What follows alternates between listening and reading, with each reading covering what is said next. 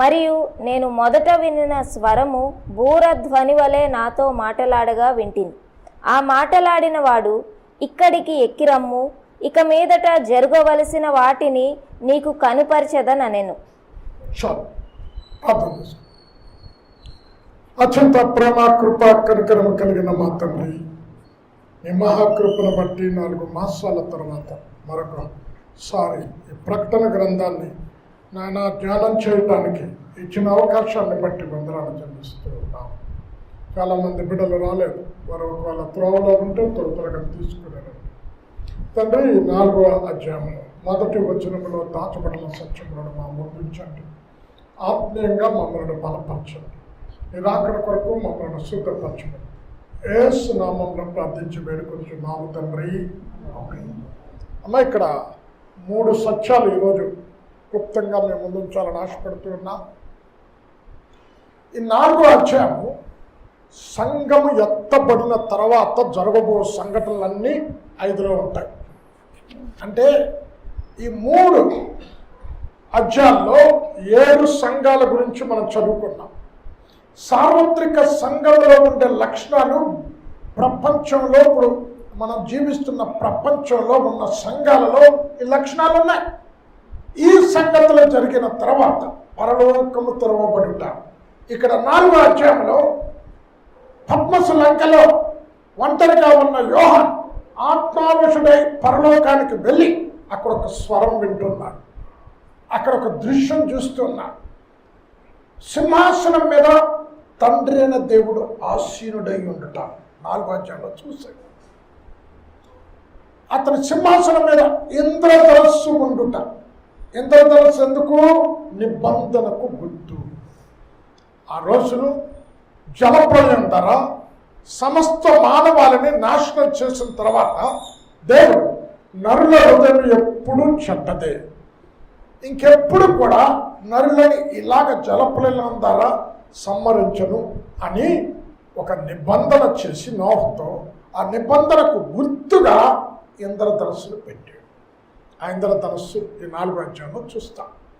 24 మంది పెద్దలను చూస్తాం. ఉరుములు, మెరుపులు, ధనులతో కూడిన 7 దీపాలు, 4 జీవులు, 24 మంది పెద్దలు, వీరందరూ కలిసి దేవుణ్ణి ఆరాధించుటే 4వ అధ్యాయంలో చూస్తాం. అంటే ఇక్కడ పరలోకం నుండి ఒక స్వరం వినబడుతుంది, బయట నున్న వారు లోపలికి రండి. అంటే అందరూ లోపలికి రమ్మని పరలోకములో ఒక ఆహ్వానం వస్తుంది బయట నున్న వాళ్ళు. ఇక్కడ యోహాను ఎవరికి సాదృశ్యంగా ఉన్నాడంటే సంఘానికి సాదృశ్యంగా ఉన్నాడు. బయటనున్న సంఘాన్ని లోపలికి రమ్మని పిలుస్తూ ఉన్నాడు. పరిశుద్ధ గ్రంథంలో ఆయా సందర్భంలో తలుపులు తెరవబడట చూస్తూ ఉంటాం. ఆకాశం తెరవబడట. ప్రవక్తన హెచ్కేలు కూడా ఒక దర్శనంలో ఆకాశము తెరవబడి ఉండట చూచి పరలోకములో నరరూపి అయిన వా సింహాసనం మీద ఆసీనుడై ఉండుట చూచాడు. ఆయా సందర్భంలో తలుపులు తెరవబట్ట చూస్తాం. చదవమ్మ హెచ్కేలు 1:1.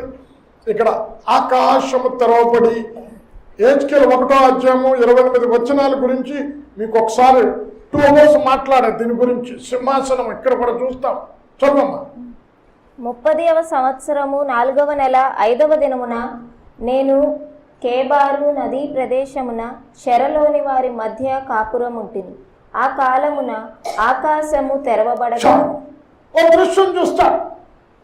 పరిశుద్ధ గ్రంథంలో ఆయా సందర్భంలో తలుపులు తెరవబడట చూస్తూ ఉన్నాం. ఇక్కడ ఆకాశం తెరవబట్ట కానీ పరలోకం తెరవబడి అక్కడ దృశ్యాన్ని చూస్తాడు. యేసుక్రీస్తు ప్రభుల వారు కూడా మనం మొత్తం 3వ అధ్యాయం పట్టుకోము. బాప్తిష్యం తీసుకోవటానికి యోహాను దగ్గరికి వచ్చాడు. యోహాను గారు అంటున్నారు, అయ్యో నీ చెప్పులు ఇప్పటికి కూడా నేను పాత్రుని గాను, నువ్వు నాకివ్వాలా, నేను నీకు ఇవ్వటం ఏంటి అంటే నీతి యావత్తు ఇలాగ జరగని అని చెప్తూ ఆయన బాప్తిష్యం తీసుకునేటప్పుడు మత్తయి 3వ అధ్యాయం 16వ వచనములో ఆకాశము తెరవబడి పరిశుద్ధాత్మ పౌరం వల్ల దిగివచ్చి ఆయన మీద వాలుట. పరలోకము నుండి ఒక స్వరం ఈయన నా ప్రియ కుమారుడు, ఈయన యందు నేను ఆనందించుచున్నాను. ఇక్కడ కూడా ఆకాశము తెరవబడట చూస్తాం. చర్మమ్మ. యేసు బాప్తిస్మము పొందిన వెంటనే నీళ్లలో నుండి ఒడ్డునకు వచ్చెను. ఇదిగో ఆకాశము తెరవబడెను, దేవుని ఆత్మ పావురము వలె దిగి తన మీదికి వచ్చుట చూచెను. అమ్మ ఇక్కడ ఏం చెప్తుంది? ఇక్కడ తెరవబట్టుల గురించి అంటే ఒక విశ్వాసి క్రీస్తు ప్రభుల వారి యొక్క ఆజ్ఞను అనుసరించి నీటి బాప్తిసం తీసుకునేటప్పుడు ఆకాశం తెరవబడుతుంది. అంటే ఏంటి? నువ్వు తనందరూ అంగీకరించడో వారందరికీ దేవుని బిడ్డలకు అధికారం అనుగ్రహించబడను. ఎప్పుడైతే దేవుని కుమారుడిగా కుమార్తెగా నువ్వు అంగీకరిస్తాడో స్వీకరిస్తాడో నీ ప్రార్థన దేవుడు వినటానికి, నీ ప్రార్థనకు దేవుడు జవాబు ఇవ్వటానికి ఆకాశము తెరిచి నీ ప్రార్థనకు జవాబు పంపిస్తాడు. నీ అక్రతలన్నింటినీ తీరుస్తాడు. ఆయన నిన్ను కుమారుడిగా కుమార్తెగా స్వీకరిస్తాడు. రెండవది. మూడవది అమ్మ అపోస్తుల కార్యం 7వ అధ్యాయం పట్టుకో. తన భక్తులు సత్యం కొరకు జీవించినప్పుడు, పరిశుద్ధతలో నడుచుకునేటప్పుడు, సువార్త కొరకు ప్రాణాలు పెట్టడానికైనా సిద్ధపడినప్పుడు, శత్రువులను కూడా క్షమించే మనస్సు కలిగి ఉన్నప్పుడు ఆ ఆత్మలను స్వీకరించటానికి పరలోకము తెరవబడతాది. అమ్మ ఇక్కడ స్టెఫన్ను రాళ్లతో కొట్టి చంపుతూ ఉన్నారు. అయితే మొట్టమొదట హతసాక్షి అయినటువంటి ఏబెలు రక్తం భూమిలో నుంచి మొరపెడుతుంది. ఏమని? నా రక్తానికి తీర్పు తీర్చు అని. అది పాత నిబంధన. పాత నిబంధనలు ఏంటమ్మా? కంటికి కన్ను, పంటికి పన్ను. అయితే నూతన నిబంధన వచ్చేసరికి క్షమించాలి, ఎంత ఘోరమైన పాపినైనా ప్రేమించాలి. ప్రేమ దేవుని యొక్క సుగుణం కనుక ఇక్కడ స్టెఫను రాళ్లతో కొట్టి కొద్ది క్షణాలలో చావటానికి సిద్ధంగా ఉన్నప్పటికీ దయచేసి ఈ పాపం వారి మీద మోపవద్దు అని బిగ్గరగా ప్రార్థన చేసి కన్ను మూస్తాడు. అయితే అతని ఆత్మ స్వీకరించటానికి పరలోకములో ఉన్న క్రీస్తు ప్రభుల వారు తండ్రి కుడి పార్శ్వం మీద లేచి నిలబడి ఉండుట దర్శనం, ఆకాశం తెరవబడి చూచాడు. అమ్మ 7:56. ఆకాశము తెరవబడుటయు మనుష్య కుమారుడు దేవుని కుడిపార్శ్వమందు నిలిచి ఉండుటయు చూచుచున్నానని చెప్పాను. అంటే ఇక్కడ పరలోకం తెరవబడి ఏం చూశానమ్మా? నిలబడటం ఏంటి? నీకు ఇంతకు మునుపు చెప్పే బైబిల్లో ఎక్కడన్నా యేసుక్రీస్తు ప్రభుల వారు తండ్రి కుడి పార్శ్వం మీద కూర్చొని ఉన్నాడు అని రాయబడి ఉంటుంది. అది ఇక్కడ నిలబడి ఉండటం చూచాడు. కారణం ఏంటంటే తన భక్తుడైనటువంటి స్టెఫను చనిపోవటానికి సిద్ధంగా ఉన్నాడు. అతని ఆత్మను స్వీకరించటానికి అమ్మ క్రీస్తులో మనం నిద్రిస్తే మన ఆత్మను తీసుకొని వెళ్ళటానికి ఎవరు వస్తారు? దేవదూతలు వస్తారు. నీకు చెప్పాను ఇంతకు మునుపు దూతల పరిచర్య గురించి మాట్లాడినప్పుడు చెప్పాను. అయితే ఇక్కడ సాక్షాత్తు యేసుక్రీస్తు ప్రభుల వారే తన కొరకు, సత్యము కొరకు, సువార్త కొరకు ప్రాణము పెట్టడానికి సిద్ధపడిన స్టెఫన్ ఆత్మను స్వీకరించటానికి ఆకాశం తెరవబడి యేసయ్య నిలబడట చూచాడు. ఇది 4వసారి. 5వసారి అమ్మ అపోస్తుల కార్యం 10వ అధ్యాయం పట్టుకుని ఇక్కడ పేతురు గారు కొర్నేలి అంటే ఆ ప్రాంతం, అదేదో ప్రాంతం పేరు మర్చిపోయాను, అక్కడికి వస్తాడు. అయితే పేతురు ఉద్దేశం ఏంటి? సున్నతి కలిగిన వారికే యేసుక్రీస్తు ప్రభుల వారు దేవుడు, అన్యుల దగ్గరికి వెళ్ళడు, అన్యులకి దేవుడు కాదు అనుకునే మనస్తత్వం కలిగిన వ్యక్తి. అయితే పేతురుకి దేవుడు ఆకాశమును తెరవబడి ఒక దుప్పటి పరలోకము నుంచి దింపి ఇక్కడ ఆ చతుష్పాద జంతువులను చంపి తిను అంటే ఏమంటాడు? అయ్యో నిషిద్ధమైనది నేనేది ముట్టుకోను, దేవుడు పరిశుద్ధపరచబడినాన్ని నిషిద్ధమైనది నువ్వు అనకూడదు. అన్యులను కూడా నేను స్వీకరిస్తున్నా, అన్యులకు కూడా నేను దేవుణ్ణే, అందరిని రక్షించడానికి భూమి మీదకి వచ్చాను అన్న దర్శనం చూపెట్టడానికి ఆకాశం తెరవబట్ట పరలోకము నుండి ఒక దుప్పటి కిందకి దిగుట చూచాడు. 10-11. ఆకాశము తెరువబడుటయు 4 చెంగులు పట్టి దింపబడిన పెద్ద దుప్పటి వంటి ఒక విధమైన పాత్ర భూమి మీదకి దిగివచ్చుటయు చూచాను. అమ్మ ఇది ఎందుకో మీ అందరికీ తెలుసు. ఇది చంపుకొని తిను అంటే ఏమంటాడు? నిషిద్ధమంది నేనేమి తినలేదు. దేవుడు పేతురు దృష్టిలో అన్యులు నిషిద్ధమైన వాళ్ళు. అది క్రీస్తు ప్రభుల వారు నేను అన్యులను కూడా రక్షించడానికి వచ్చే యేసు క్రీస్తు అందరికీ ప్రభు ఆ దర్శనాన్ని చూపెట్టి 35వ వచనంలో అంటారు, అందరికీ ఆయన ప్రభు, యూదులకి మాత్రం కాదు, అందరికీ ప్రభు. 4వసారి పరలోకం తెరవబడట చూసు. 5వసారి యేసు క్రీస్తు పునరుత్థానుడై 40 దినాలు శిష్యులకు కనబడి 40వ దినాన్న ఒలీవ కొండ మీద నుంచి ఆరోహణమై వెళ్ళిపోయిన తర్వాత పరిశుద్ధాత్మ పెంతెకోస్తు దినమందు భూమి మీదకు దిగింది. ఆ పరిశుద్ధాత్మ 120 మంది గలిలయుల మీద దిగినప్పుడు పేతురు లేచి ప్రసంగం చేస్తే 3000 మంది రక్షించబడ్డారు. అంటే మొట్టమొదటి సంఘం అక్కడ ప్రారంభమయ్యింది.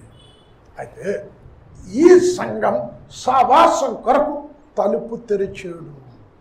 అమ్మ అదే ప్రకటన 3:20లో ఉంటుంది కదా, ఇదిగో నీ హృదయపు తలుపుల దగ్గర నిల్చుని తలుపు తట్టుచున్నాను, ఎవడైనను నా స్వరము విని తలుపు తీసిన ఎడల నేను అతని యొద్దకు నేనును ఆ యొద్దకు అతను వచ్చి భోజనము చేయి. భోజనం దేన్ని చూపెడుతుందమ్మా? సావాసాన్ని చూపెడుతూ ఉన్నది. అంటే రక్షించబడిన ప్రతి వ్యక్తి కొరకు సంఘ సావాసములో చేర్చుకోవటానికి సావాసం అన్న తలుపు తెరిచి ఉంచాడు. అంటే ఈ తలుపు ఎప్పుడు ఉంటుందని కాదండి, ఒకరోజు ఈ తలుపు మూసేస్తాడు. అమ్మా ఇక్కడ ఫిలదెల్ఫియా సంఘంతో అంటున్నాడు, ప్రకటన 3వ అధ్యాయం 8వ వచనంలో, ఇదిగో తలుపు నీ యొద్ద తెరిచి ఉంచాను, ఎవడునూ దానిని ముయ్యలేడు. ఇదిగో తలుపుని ఎదుట తీసి ఉంచి ఉన్నాను, దానిని ఎవడునూ వేయనేరు. అమ్మ ఇప్పుడు వర్తమానం ఏం చెప్తున్నాను? తెరవబడుట తలుపు చూశాడు.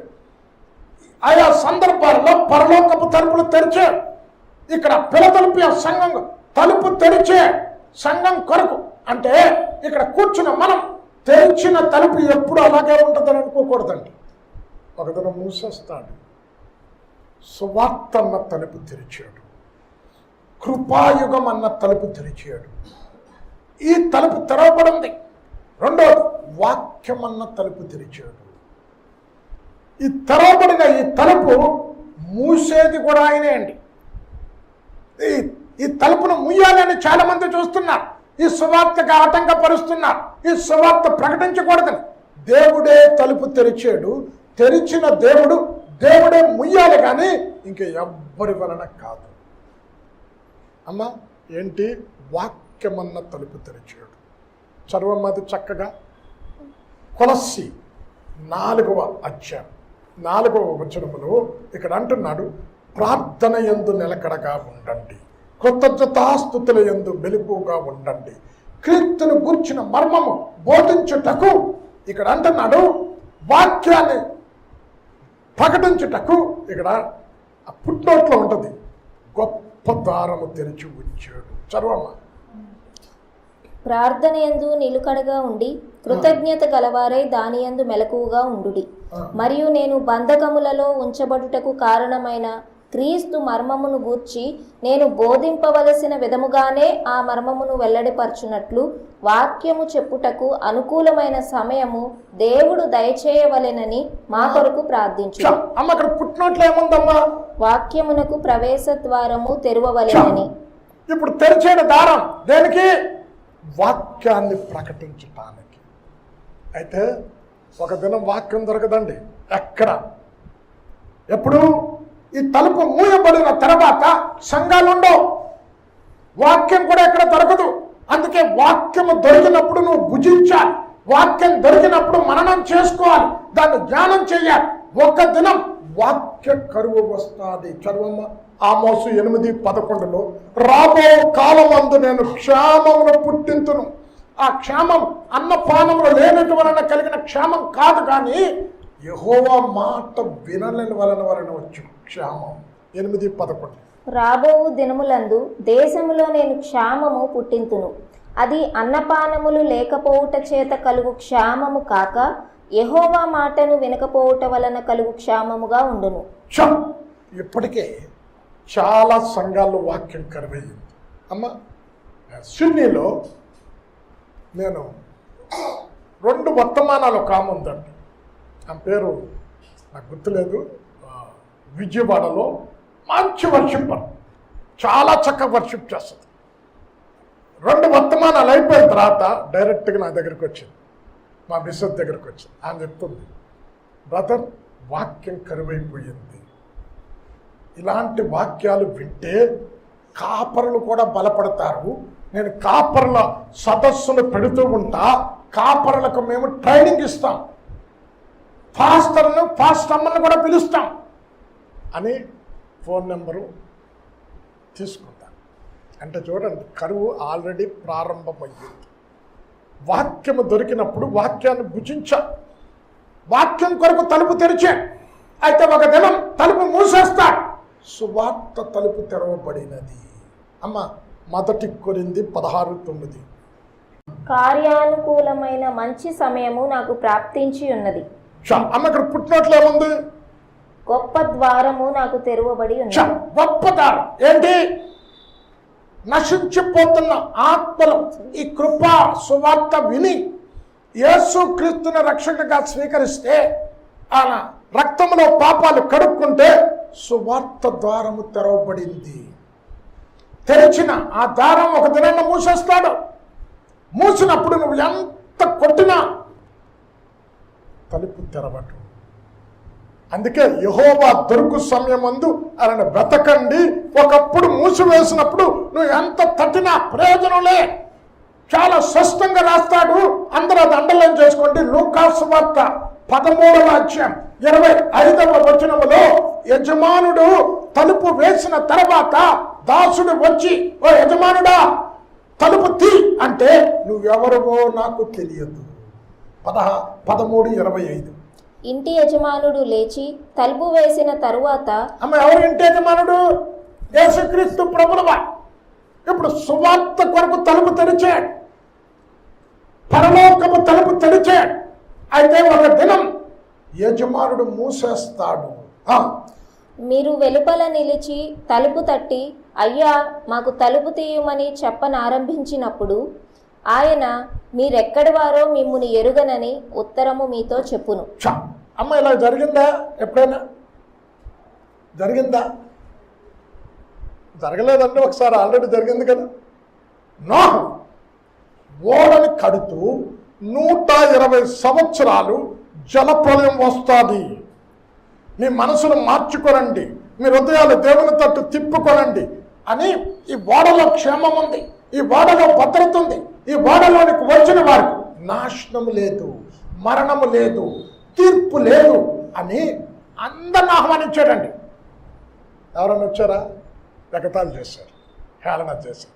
ఇప్పుడు తలుపు వేసిన తర్వాత కొట్టారు. తలుపు వేసింది ఎవరు? నోహ చేశాడా? కట్టింది నోహు ఓడ. నోహు ఆయన చెప్పిన కొలతల ప్రకారం కట్టాడు. కట్టింది నోహు, కానీ తలుపేసింది నోహు కాదు, దేవుడే వేసాడు. దేవుడు తలుపు వేస్తే తర్వాత వచ్చి ఆ జల ప్రళయంలో ఆ నీళ్లు పొంగుతూ ఉంటున్నప్పుడు తలుపు కొట్టారు. ప్రయోజనం ఉందా? ఇక్కడ అంటున్నాడు, తలుపు యజమానుడు వేసిన తర్వాత నువ్వు ఎంత కొట్టినా తీయడు. అమ్మ, పౌలు గారు జీవించిన దినాలలోనే వాక్యము బోధించకుండా ఆటంకాలు పరిచారు. ఇప్పుడు జరుగుతుంది అదే. ఎంత ఆటంకాలు కలిగినా, ఎన్ని సంఘాలు తగలబెట్టినా, ఎంతమంది కాపరులు చంపినా, ఇది దేవుడు ముయ్యాల గాని ఈ సువార్త తలుపు మనుష్యుల ద్వారా అసాధ్యం. ఎందుకంటే భయంకరమైనటువంటి శ్రమలు మొదటి శతాబ్దంలో జరిగే మొదటి శతాబ్దంలో సువార్త చేసిన వారిని చంపే, సంఘాల మీద దాడి చేసే, అయినా ఆగలేదు. పౌలదే చెప్తాడు కదమ్మా, మళ్ళీ ఒకసారి చదవమ్మది 4:2 కొలస్సి 4:4. ప్రార్థనయందు నిలుకడగా ఉండి కృతజ్ఞత గలవారై దాని యందు మెలకువగా ఉండుడి. మరియు నేను బంధకములలో ఉంచబడుటకు కారణమైన క్రీస్తు మర్మమును అమ్మా గూర్చి. ఎందుకు ఉంచబడ్డాడు బంధకంలో? సువార్తను ప్రకటించడం వలన ఆగిందా? అప్పుడు 2000 సంవత్సరాల క్రితమే ఆగలేదండి. ఏ దేవుడైతే సువార్త తలుపులు తెరిచాడో, ఏ దేవుడైతే కృపా తలుపులు తెరిచి ఉంచాడో, తెరిచిన దేవుడు ఆయనే ముయ్యాలి, కానీ మనుష్యుల వలన అసాధ్యమది. ఇప్పుడు మూసింది అండర్లైన్ చేసుకోండి. ఆయన తలుపు ముయ్యక ముందే ఆయన ఆహ్వానిస్తూ ఉన్నాడు. లోపటికి ఆహ్వానిస్తున్నటప్పుడే ప్రవేశించాలి. ఇది మొదటిది తలుపు. రెండవది బూర ఊగింది. చదవమ్మని. మరియు నేను మొదట వినిన స్వరము బూరధ్వని వలె నాతో మాటలాడగా వింటిని. అమ్మ ఈ స్వరం ఎవరిది? మీరు ఆల్రెడీ ఒక 3 అధ్యాయాలు విన్నారు. ప్రతి వచనం మాట్లాడే ఎవరిది? బూర శబ్దము వంటి శబ్దము విన్నాడు. ఎవరిదది? యేసయ్యది. చదవమ్మ. ప్రకటన 1:10. ప్రభువు దినమందు ఆత్మవశుడనై ఉండగా బూరధ్వని వంటి గొప్ప స్వరము నీవు చూచుచున్నది పుస్తకములో రాసి. యేసు స్వరం బూరధ్వని వంటిది. అయితే ఆ స్వరము విని ఆయన యేసయ్య బూరధ్వనితో ఎప్పుడు వస్తాడు? సంఘాన్ని తీసుకొని వెళ్ళటానికి రాబోతున్నాడు. ఆ శబ్దం ఎలాగుంటది? బూరధ్వని వంటిది. మొదటి తెస్సలోనిక 4వ అధ్యాయం 16వ వచనములో ఆర్భాటముతోనూ ప్రధాన దూత శబ్దముతోనూ దేవుని బూరతోనూ ప్రభువు దిగి వస్తాడు. చదువమ్మ. ఆర్భాటముతోను ప్రధాన దూత శబ్దముతోను దేవుని బూరతోను పరలోకము నుండి ప్రభువు దిగివచ్చును. ఇక్కడ ఏంటి విన్నాడు? శబ్దం విన్నా. ఏంటా శబ్దం? ఆ పరలోకం తెరవబడి సంఘాన్ని పిలుస్తూ ఉన్నాడు తన దగ్గరికి రమ్మని. అంటే ఈ కృపా యుగము ముగిక ముందు సంఘాన్ని తీసుకొని వెళ్ళటానికి ఆయన స్వరం వినిపిస్తున్నాడు. అమ్మ ఆ స్వరము, యేసయ్య స్వరము వింటేనే మన జీవితాలు రూపాంతరము చెందుతాయి. ఇప్పుడు ఆయన స్వరము వినని వాడు ఎత్తబడ్డం. ఇప్పుడు లాజరు చనిపోయాడు. చనిపోయిన లాజరు ఎలా బయటకు వచ్చాడు? యేసయ్య స్వరము విని. శతాధిపతి కూతురు చనిపోయింది. ఎలా లేచింది? యేసయ్య స్వరము విని. నాయుని విధవరాలు కుమారుడు చనిపోయాడు. ఎలా లేచాడు? యేసయ్య శబ్దము విని. అయితే ఈ బూర శబ్దం అంటే ఆయన మాట పలకకుండా వెలుగు కలగదు. ఆయన మాట కలగకుండా ఏది సృష్టించబడదు. సంఘము ఎత్తబట్టానికి రా లేచి అంటే ప్రపంచంలో ఉన్న ప్రతి సంఘాన్ని ఆయన ఆహ్వానిస్తున్నప్పుడు ఆయన స్వరము వినగానే అందరూ ఎత్తబట్టానికి నేను 3 లక్షణాలు చెప్తా ఎక్కువ. 1, విమోచించబడిన వారు ఎత్తబడతారు. ఏంటి విమోచించబడిన వారు అంటే? ఇక్కడ కూర్చున్న మనం యేసే రక్తంలో కడగబడ్డాం, విమోచించబడ్డాం. అయితే విమోచించబడిన మనం ఏం పాటించకూడదు? పారంపర్యాచారాలు పాటించకూడదు. అమ్మ మొదటి పేతురు 1వ అధ్యాయం 18వ వచనంలో పితృపారంపర్యమైన వ్యర్థ ప్రవర్తనను విడిచిపెట్టినట్లుగా వెండి బంగారముల వంటి క్షయమైన వస్తువుల చేత విమోచించబడలేదు. కానీ అమ్మా ఏంటి ఎత్తబట్టానికి నీకు చాలా చెప్పాను. ఇక్కడ 3 చెప్తాను ఈరోజు, క్లుప్తంగా అన్నాను కదా. ఎవరు ఎత్తబడతారు? పారంపర్యాచారాలు పాటించని వారు. నేను రక్షించబడ్డా, సంఘానికి వస్తున్నా, ప్రభు బలలో పాలు పంపులు పంచుకుంటున్నా, దశం భాగాలు ఇస్తున్నా, కానీ అదిగో బయటికి వెళ్తున్నప్పుడు నీ ముఖం బాగుంటుంది, ఎదురురా ఆ దినమంతా మంచి జరుగుతుంది. ఇవేంటి? పెద్దలు పెట్టే పారంపర్యాచారాలు. బాబు కుడి చేత్తో అదేంటో ఇప్పటికీ నాకు ఎడం చేయాలన్నమాట. డబ్బులు ఇస్తే అట్లా అర్థం. ఆ చెయ్యి కదండి, ఈ చెయ్యి అని. ఏ చెయ్యి అయితే ఏమండి అర్థం కాదు. ఇవేంటి? మనుషులు కల్పించే పద్ధతులు. ఇల్లు కట్టుకోవాలంటే వాస్తు బాగుండాలి. పెళ్లి చేయాలంటే ఒక ఆయన ఆ దగ్గరికి వచ్చి వెడ్డింగ్ కార్డు ఇచ్చాడు. వెడ్డింగ్ కార్డు 4 వైపులా పసుపు పూసాడండి. లోపల చదివితే చీ సౌ అని ఉంది, తర్వాత కింద చీ అని ఉంది. ఏంటి చెప్పండి? మనం కూడా రాస్తున్నాం అన్నమాట. అది చిరంజీవి సౌభాగ్యవతి చిరంజీవి. నేను అన్నా కూర్చొని, బాబు ఇదేంటి? మీద మళ్ళీ ఏమండి? ఇది యెహోవా ఏర్పాటు చేసిన దినం అని ఉంది మళ్ళీ. అక్కడ కూర్చొని, బాబు పసుపు పెట్టు పొన్లే అనుకున్నాం, ఇక్కడేంటి చీ సౌ చీ అంటే, అరే ఇలా రాయ అది ఆనవాయితీ అండి. అది ఆనవాయితీ లోకస్తులదండి, మంద కాదు. మళ్ళీ అక్కడ ఎందుకు మళ్ళీ అది పెట్టుకున్నావు? ఇది యెహోవా ఏర్పాటు చేసిన దినమని. ఇలాంటి ఆచారాలు పాటిస్తే నువ్వు విమోచించబడిన వ్యక్తివి కాదు. 2, ఆయన వాక్యానుసారంగా ఎవరు జీవిస్తారో వారు ఎక్కిరా. ఎక్కడ? మత్తయి 7:24లో ఈ నా మాటలు విని వాటి చెప్పున చేయు ప్రతి వాడు బండ మీద ఇల్లు కట్టుకొనిన బుద్ధిమంతుని పోలి ఉండును అన్నాడు. అప్పుడు ఇక్కడ కూర్చున్న మీరు, అరే ఇటు బుద్ధిలోనోడరా. బుద్ధిమాంద్యం అంటే తెలుసు కదండి. బుద్ధిమాంద్యం అంటే ఏంటి? మెంటల్లీ రిటైర్డ్ హార్ట్ ఏదో అంటారు కదా. ఇప్పుడు వాక్యాన్ని కనుక నువ్వు విని అనుసరించకపోతే, బైబిల్ అమ్మ 119:34 చదువమ్మ. ఈ ధర్మశాస్త్రమును అనుసరించుటకు నాకు బుద్ధి దయచేయుము. చదువమ్మ. నీ ధర్మశాస్త్రమును అనుసరించుటకు నాకు బుద్ధి దయచేయుము. అమ్మ ఇప్పుడు అనుసరించకపోతే ఏం లేదు, నీకు బుద్ధి లేదు అంటాం కదా. అరే ఇటు బుద్ధి మంజం ఎంత చక్కగా చెప్పడం చూడండి. యేసయ్య ఈ నా మాటలు విని వాటి చెప్పున చేయు ప్రతిభ బండ మీద ఇల్లు కట్టుకొనను బుద్ధిమంతుని పోలి.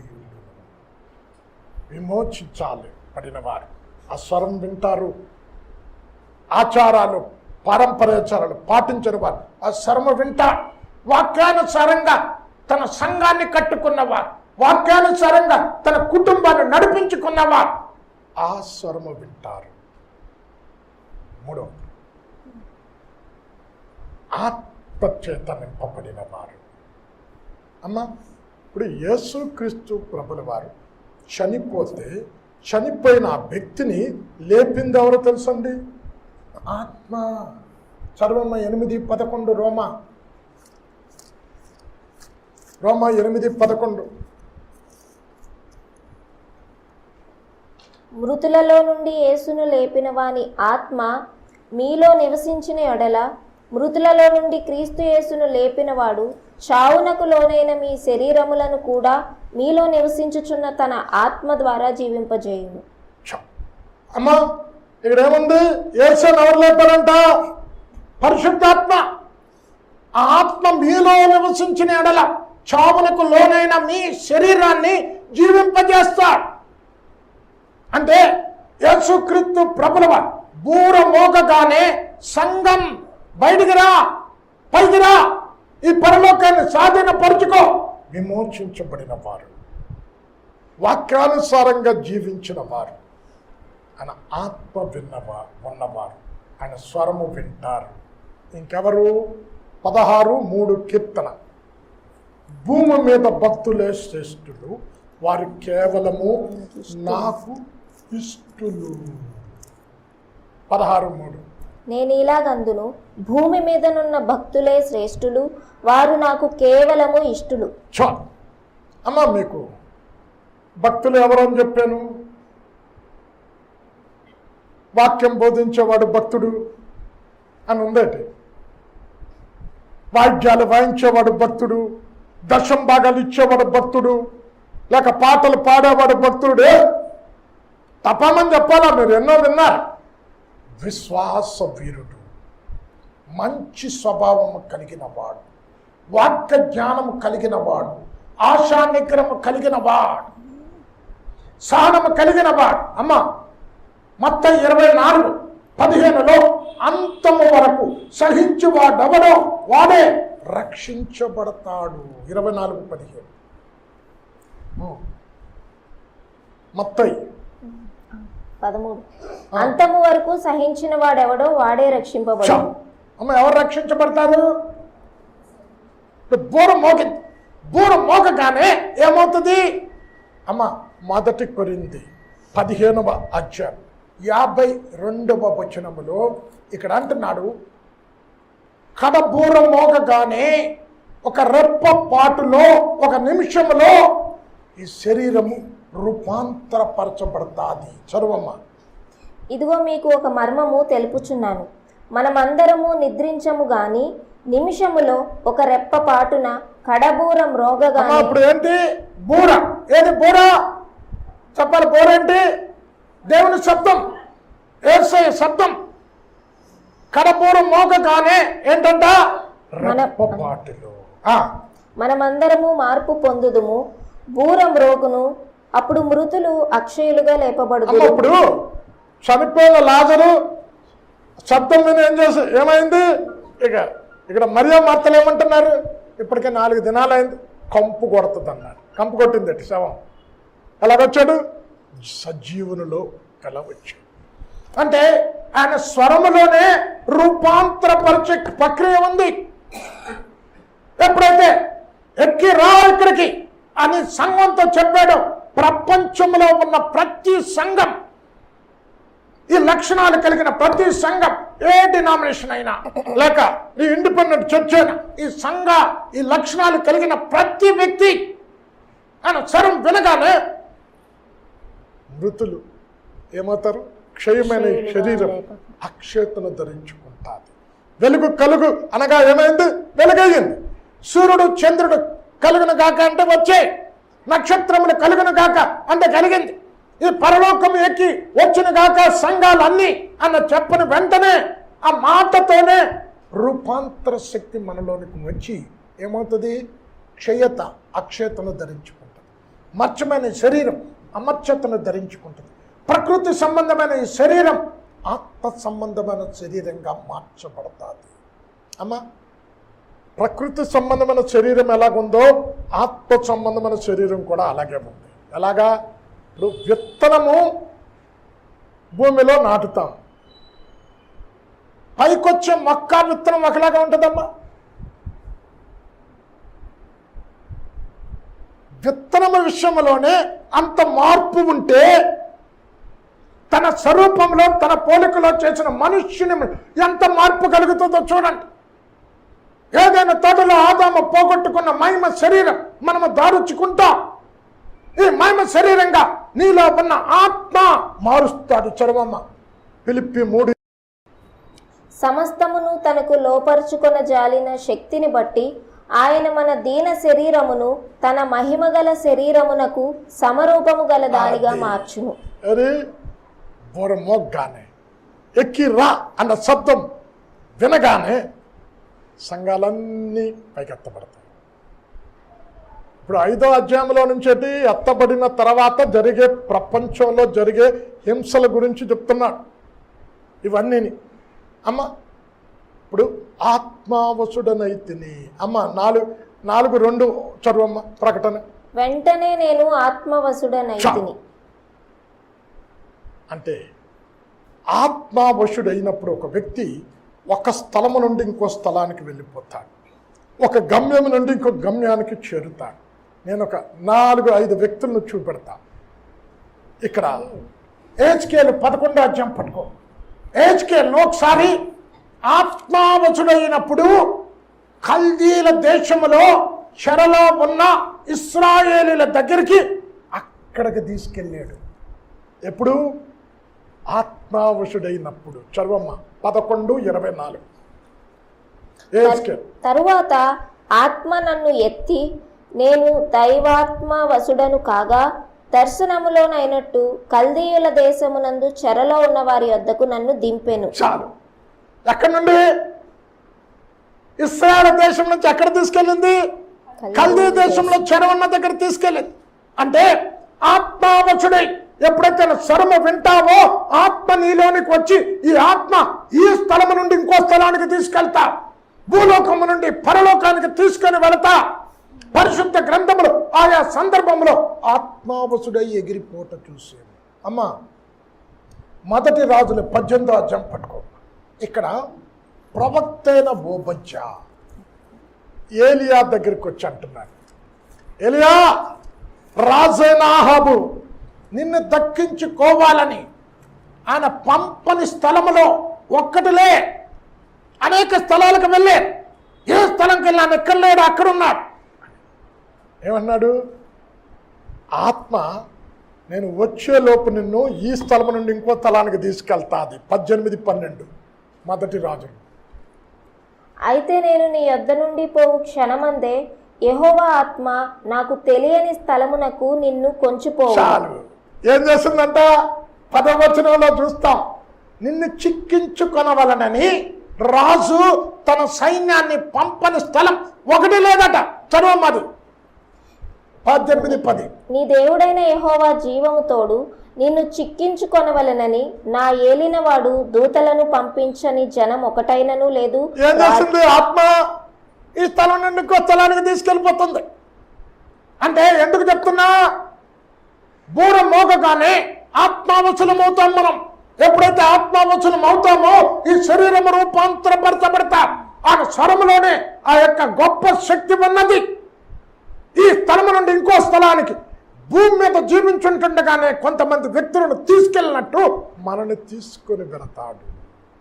అమ్మ, ప్రకటన 17వ అధ్యాయం 3వ వచనములో ఇక్కడ అరణ్యానికి ఆత్మావశుడై వెళ్ళినట్టు. అప్పుడు అతడు ఆత్మవశుడనైన నన్ను అరణ్యమునకు కొనిపోగా. చాలు అమ్మ, ఎక్కడ కొనిపోతాడమ్మా? చూడండి అమ్మ, 21 ప్రకటన పట్టుకోమ్మా. నూతన యెరూషలేము యొక్క దృశ్యాన్ని చూపించటానికి ఆత్మావశుడనై పర్వతం మీదకు వెళ్ళాను. 21:10. ఆత్మవశుడనై ఉన్న నన్ను ఎత్తైన గొప్ప పర్వతం మీదకి కొనిపోయి యెరూషలేము అను పరిశుద్ధ పట్టణము దేవుని మహిమ గలదై పరలోకమందున్న దేవుని. ఇవి చూపెట్టడానికి ఏం చేశాడు? ఆత్మావశుడై ఎత్తైన పర్వతం దగ్గర తీసుకొని వెళ్ళి నూతన యెరూషలేము యొక్క దృశ్యాన్ని చూపెట్టే. అమ్మ, ఇక్కడ తలుపు తెరవబడింది. ఏంటి? కృపా సువార్త తలుపు, సంఘము యొక్క తలుపు, వాక్యాన్ని బోధించటానికి వాక్యం యొక్క తలుపు తెరిచాడు. ఒకరోజు మూసేస్తాడు. ఎప్పుడు? సంఘము ఎత్తబడిన తర్వాత. సంఘము ఎత్తబడిన తర్వాత తలుపు మూస్తే సంఘాలుండవు, దేవుని వాక్యం దొరకదు, విశ్వాసుల సావాసం ఉండదు. వీటికి అన్నిటికంటే ముందుగా సంఘం ఆత్మచేత నింపబడి మెలకు కలిగి ఉండి కూర్చున్న లేచిన వాక్యాన్ని ధ్యానం చేయాలి. ఇప్పుడు లోకం గురించి మాట్లాడితే ఏముంటుంది? నీ హృదయంలో లోకమే ఉంటుంది. వాక్యం గురించి మాట్లాడితే ఏముంటుంది? ఎందుకు వాక్యం ఎందుకు ఉంటలేదు మీలో? ఇలా వింటున్నారు, అలా మర్చిపోతున్నారు. బయటికి వెళ్ళగానే వాక్యం చెప్పం మనం. ముసలమ్మ ముచ్చట్లు, పనికిరాని మాటలు మాట్లాడుతుంటే ఇక్కడ వాక్యం వల్ల ఉంటలే. నీలో వాక్యము ఉండాలనంటే ఏ వాక్యం అయితే ఉంటున్నావో ఆ వాక్యం సమృద్ధిగా నీ హృదయంలో నివసించటానికి దానిని ధ్యానం చెయ్యాలి. ఇప్పుడు ఆవు ఉంటుందండి, ఆమె ఏం చేస్తుంది? మేత తిని చెట్టు కింద కూర్చొని ఏం చేస్తుంది? మళ్ళీ మన జయం లోకము రామాయణాలు మాట్లాడుతూ ఉంటాం, అందుకే అది ఎక్కువ ఉంటుంది. వ్యర్థతను మనస్సులో నుంచి తీసేసుకోవాలి. వాక్యము నీ హృదయంలో ఉంటే ఆయన ఎంత సమీపంగా ఉన్నాడో రాకడన్నది తెలుస్తాడు. ఆయన బూర మోగగానే సంగమెత్తబడతా ఆత్మావసుడై పరిశుద్ధ గ్రంథమును అపొస్తలుల కార్యం 8వ అధ్యాయం. ఇక్కడ ఇథియోపియన్ ఫైనాన్స్ మినిస్టర్ యెషయా గ్రంథాన్ని చదువుతూ ఉన్నాడు. ఫిలిప్పును ఎక్కడ తీసుకెళ్లారు? ఆ రథం దగ్గరికి తీసుకొని వెళ్ళాడు. ఇప్పుడు ఎప్పుడైతే ఫిలిప్ రథం దగ్గరికి వెళ్ళాడో, నువ్వు చదివింది గ్రహించేవా అని అడిగితే, బోధించేవాడు లేకపోతే ఎలా గ్రహిస్తాను? ఇప్పుడు ఆ యెషయా గ్రంథంలో రాయబడిన వ్యక్తి యేసుక్రీస్తు ప్రభులవారు ఆయనే. ఆయన భూమి మీద ఉన్నటప్పుడు 1 ప్రేమించాడు. అంటే ఎప్పుడు ప్రేమిస్తాడు అనుకోకండి. ఈ కృపా తలుపులు ముయ్యగలన ఉగ్రత చూస్తాం, ప్రేమను చూడం. ఎంత ఘోరమైన పాపినైనా ప్రేమించే ఆ సువార్త చెప్పే. చూడండి, వ్యభిచార స్త్రీ మోషే ధర్మశాస్త్ర ప్రకారం రాళ్లతో కొట్టి చంపాలి ఈమెని అని యేసయ్య దగ్గర తీసుకొచ్చాడు. యేసయ్య ఏం చేశాడు మన అందరికీ తెలుసు కదా. ఏమన్నాడు? అమ్మ, ఎవరూ నీకు శిక్ష విధించలేదు, నేను నీకు శిక్ష విధించాను. ప్రేమించాడు. ఏం చేశాడు? క్షమించాడు. ఇంకేమైనా కనికరపడ్డాడు. ఈ 3 కృపా సువార్త తలుపులు తెరవబడినప్పుడు ఉంటాయి. కుడివైపునున్న దొంగ యేసయ్యతో ఒక్క మాట మాట్లాడాడు, నీ రాజ్యములోకి వచ్చినప్పుడు నన్ను జ్ఞాపకం చేసుకో. తన పాపాన్ని ఒప్పుకున్నాడు. నీకు నాకు చేసిన పాపానికి ఇది సరైన శిక్ష. ఒప్పుకున్నాడు పాపాన్ని. తను ఏ పాపం చెయ్యలేదు. దొంగను క్షమించాడు. అమ్మా, ప్రేమించాడు, క్షమించాడు, కనికరించాడు, పరలోకం తీసుకెళ్ళాడు. అన్యాయ సంపాదించిన వ్యక్తి ఎవరు? జక్కయ్య. జక్కయ్యను క్షమించాడు. ఇతడు అబ్రహాము కుమారుడి. అమ్మ, ఈరోజు ప్రేమ భూమి మీద ఉంటుండగా ప్రేమ సువార్త నువ్వు హృదయపు తలుపులు తెరిచి ఆహ్వానించకపోతే, క్షమించే మనస్సు కలిగిన యేసయ్య మంచి వార్త విన్నప్పుడు నువ్వు తిరస్కరిస్తే, పాపినైన మనల్ని అయ్యో ఇది నరకానికి వెళ్ళటం నాకు ఇష్టం లే అని కనికెరపడి జాలిపడి దయ చూపించి లోకములో జీవిస్తున్న మనలను, దేవునికి దూరంగా దేవునికి శత్రువులుగా జీవిస్తున్న మనను ప్రేమించి క్షమించి కనికెరపడి సువార్తను బోధించి రా నా దగ్గరికి, నరకంలో నుంచి తప్పిస్తా అన్న వార్త విన్న తర్వాత కూడా నువ్వు విడిచిపెడితే తలుపు మూసేస్తాడు.